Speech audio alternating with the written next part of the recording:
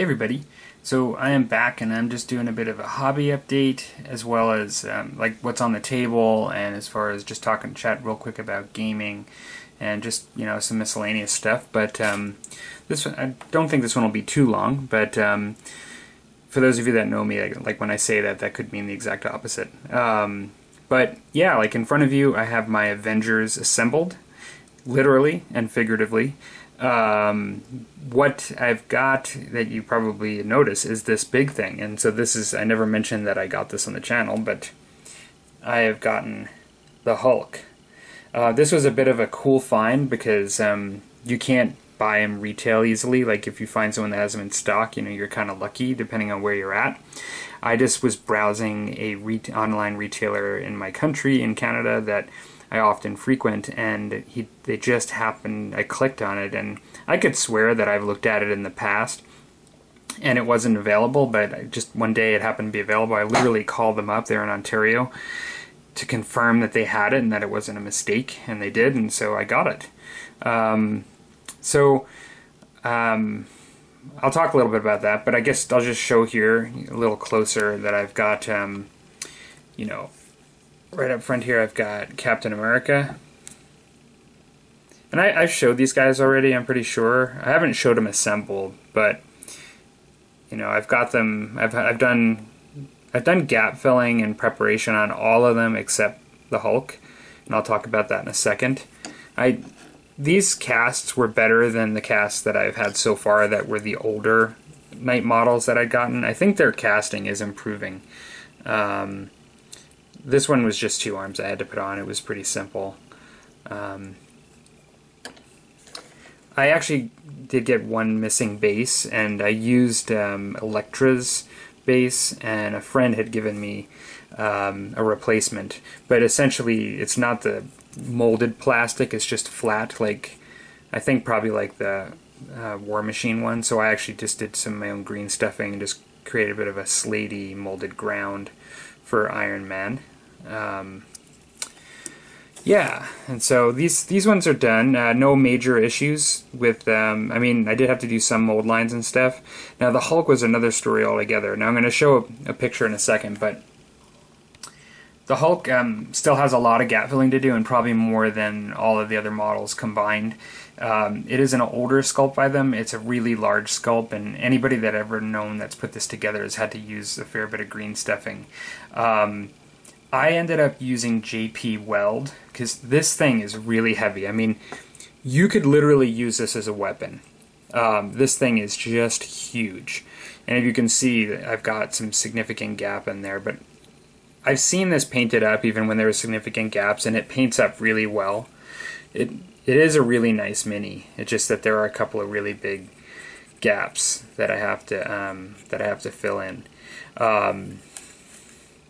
Now, this thing is really, really heavy. I can't emphasize that enough. And so, in order to, every single model, including the head, I even used this a bit, I ended up using JP Weld, a steel reinforced epoxy.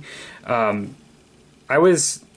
came in contact with this by a couple of people, but one I remember was the Warhound Titan, when Mike at Crew Angelicis, or Genesis, he used this for his Warhound Titan and talked quite a bit about it, and I bought some of this stuff in anticipation of using it someday. It's a 2-part epoxy. If you ever used a 2-part epoxy before, it's pretty similar in process to that, just mixing them together, but it takes 24 hours to bond, roughly, to cure. And that's the hard part, because if you have something really heavy and awkward like this is, then it makes it difficult to keep the fit that you want, and because it's just not like setting something on it, and putting a book on it or something. I mean, like you literally have these like weird objects. So I actually JP welded the torso together one day, and I guess the hips and the legs, and then the actual upper torso, and then like the next day I would like put them together, and then the next day I did one arm, and the next day I did another arm. So it was actually kind of a long process, but I'll show you a picture. The Hulk really did not like the process at all, and I'll just show you right here. So yeah, I'll probably just put it up in the corner right there, and you can see that he was not very much a willing participant. I just kind of got this image that the Hulk just did not want to be created, like, as a freak of nature. And so, but doesn't matter. He's being created anyway. And so I am really happy about it. I love the model. I did put it on he comes with, I think this is a 40 millimeter base that he comes with, but like I said, this is no longer a released model, and if you actually look at the rules, he's the largest size that you can be as far as a Marvel character. He's considered size 4, where these models are considered size 2. The Thing is an example of a model that would be considered size 3. Now, size 4 models have to go on a 60 millimeter base. I happen to have like a team base for bolt action available, so I'm going to sculpt up a base, and I literally put 3 pins of wire in the foot and drilled them into the base, and I crazy glued. I probably should have JP welded the Hulk to the base. I'll have to see later whether that's an issue or not. Quick discussion. Every time somebody sees the Hulk, including myself, it seems like this model, it seems like they say, that just seems way too big, because when you just look at these people here, you just look at them and it just seems like he's way too big. Now, I've talked about this a little bit, but if you look on most Marvel wikis, that record statistics and talk about statistics on characters, the Savage Hulk, which is really what Hulk is meant to be here. For those of you that are not fans of Marvel, there are more than one kind of Hulk, and the Savage Green Hulk can be anywhere from 7 to 11 feet tall in the comic book. And that's usually related to how mad he is, but also could be just certain times of the story and when the comic book was written. Now, I didn't really look at it from a movie perspective at first, but I'm going to show some pictures of that. But if you just eye it, let's say that Captain America is 6 feet tall. If you look at the Hulk next to Captain America, and if you say Black Panther, who's roughly around the same height, is also 6 feet tall, and I put my feet there, that's going to put him a little taller than the Hulk. And that's like 12 feet tall. And so the Hulk is sitting around maximum size of what the Savage Hulk would be in the comics. So he's like full-blown rage, full size. And if you look at the Avengers, the movies, depending on where he's at and the shot, he can look even bigger than this. And I'll start with that. Here's a photo where he looks even bigger than what this is here. And I'll also throw some other photos where I think he's closer to this and maybe even looks a little smaller from the movie. So yeah, I just wanted to throw that out there because I think it just seems to come up. It's just interesting. It just comes up. I think it's a matter of perspective, and when you're looking at miniatures, it's like we expect things to be smaller. But I really think what they did, it could have been smaller.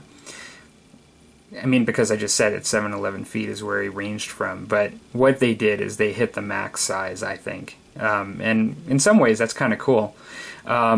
My hopes, and I don't think I'll get it anytime soon, is even if it's successful and continues to be successful, the Marvel game, my hope is that we get a Mr. Joe Fixit.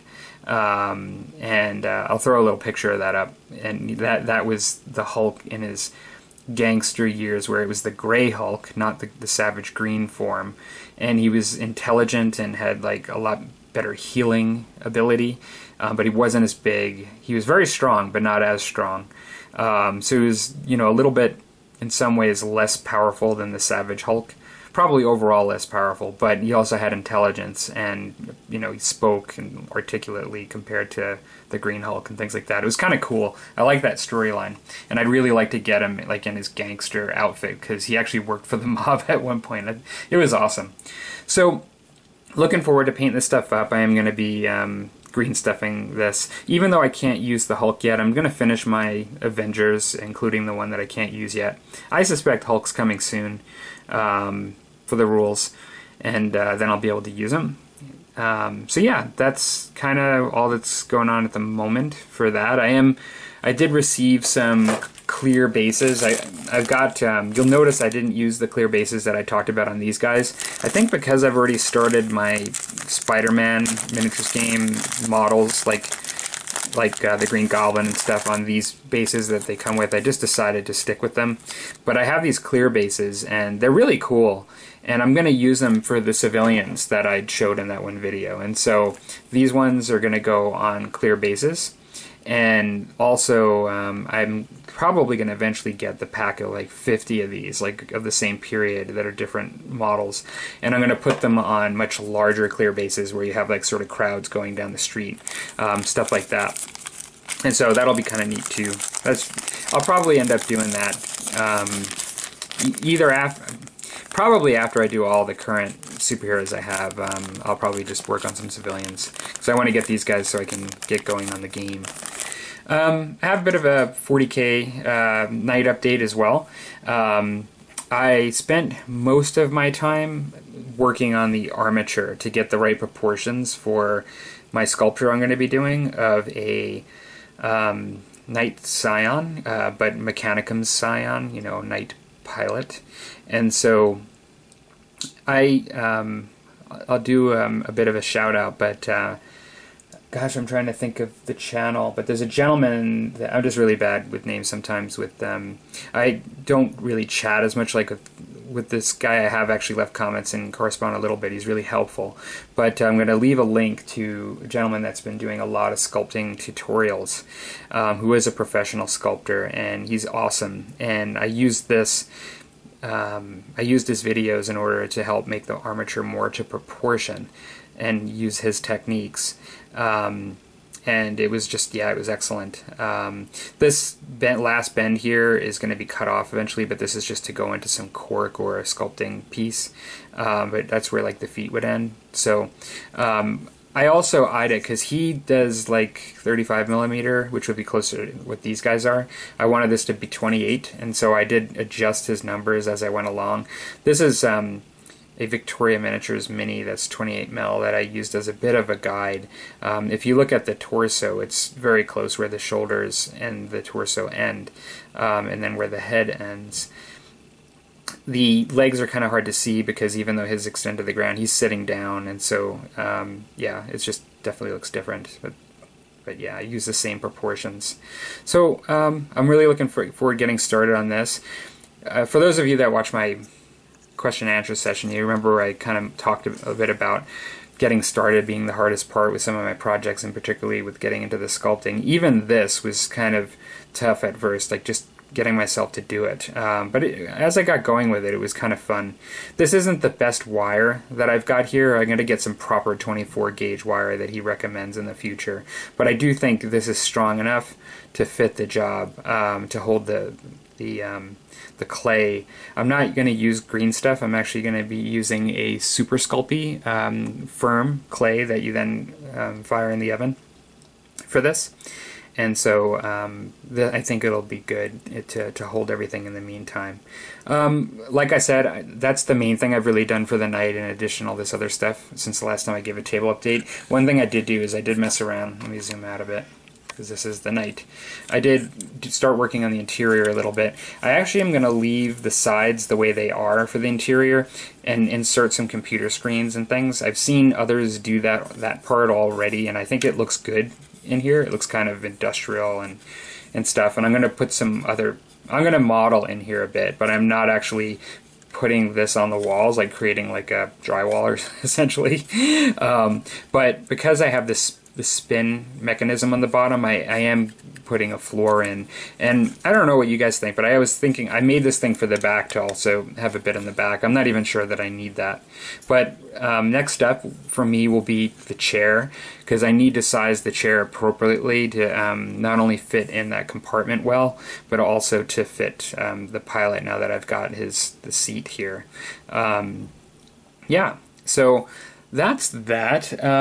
Really not a whole lot else to talk about. As far as gaming goes, like I've got my 2-week regular X-Wing game coming up this Friday. I am looking forward to that and thinking about a list for that. And then as well, I recently played 2 other games. I played Saga at our historical club recently, and I had a really fun night, but unfortunately I dropped some models, my Saga warriors and my levies that I just did, and I did damage some of my models, which was kind of disheartening. The warriors that are metal took a bit more of the brunt, a few of them, but one of my levies were, because they're plastic primarily, were fine. The warriors lost some spears, bent some spears, one came off the base entirely, broke the plaster. But then one of my levies, the head just clear snapped off, and I'm not sure, it might even have been one of the ones I sculpted, and the head was nowhere to be found. It went somewhere in the club and have no idea where it is. So I actually just boxed that stuff up after the game. I had a fun game still, but I boxed that stuff up and I just haven't touched it since. I'm just figuring next time I get a game scheduled a few game days ahead, I'll do the repairs and patch it up, paint and things. But I was kind of annoyed with that, and it was my fault. It was basically so. But I also had a game where I had a bit of a demo where I got to play one round and watch a game of the Batman miniatures game by Knight Models, the same company of the models that are in front of you. And so there's a gentleman that runs a league here locally, and he had a couple of folks that are in the league at his place, and I was invited to sort of watch and do a little bit of a demo. It was kind of cool. I liked it. It's got some aspects to it that are different than other miniature games that I play, and so I'm not sure that I absorbed all of it the first time in, but I definitely got more of a feel than just from watching battle reports. Its rules are very different than the rules from this game, and so it wasn't so much preparation for the Marvel Universe miniatures game, but the Spider-Man miniatures game is basically a street level game, just like the Batman, and it's the same rules, and so I got a bit of a feel for that purpose. And that's really, for those of you that might be confused that I'm talking about Marvel and Spider-Man differently, the Marvel Universe miniatures game is a superhero, super-powered game where it's like teams of superheroes battling it out. And it can be anywhere from 1 to, upwards of 5 to 8, depending on the point level, superheroes on a side. Whereas the Spider-Man or the Batman miniatures game is a street-level game with crews or gangs. Could be cops, it could be, robbers or crime. It could be, the Joker and his crew. It has, you can have Batman, with, a crew of police. But it's not like, although there are some characters with superpowers, and they're adding more characters like the Flash and things, its root is in street level game where a guy with a club can be effective. Like you can have a gang where you have one guy that has a gun, one guy that has a club, and one guy that you can have cops that one has a baton, one has a taser, one has a gun, and so it's at that level, and that's what it's meant to be. And so it's different between the two. So that is all I have got for today. Yeah, interesting stuff going on, and I hope everybody's having a good week so far. Take care.